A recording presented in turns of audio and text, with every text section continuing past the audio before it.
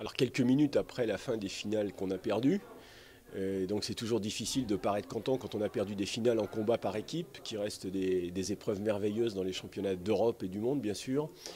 Si je prends un peu de hauteur, je me rends compte qu'il y avait 16 épreuves dans ces championnats d'Europe, que sur 16 épreuves, on a eu des podiums dans 12, donc dans les trois quarts. Donc je constate d'abord que la France est très présente partout.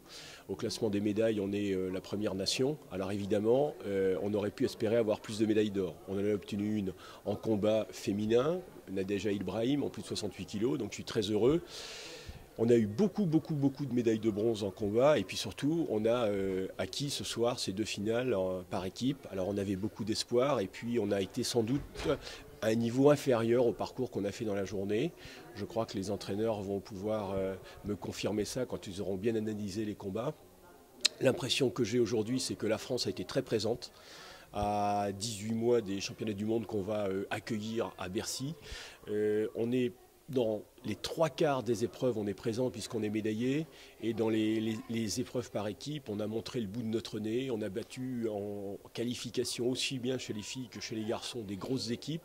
Notre équipe qui était championne du monde chez les féminines en Serbie, il y a quelques mois est toujours présente, donc elle a fait vice-championne d'Europe. Et notre équipe masculine que les entraîneurs ont choisi de modifier dans la composition est aussi présente puisqu'elle arrive en finale, alors que dans la composition des 7, il y avait 3 jeunes. Donc la seule chose qui m'intéresse aujourd'hui, c'est que je laisse mes entraîneurs bien travailler, je leur fais confiance.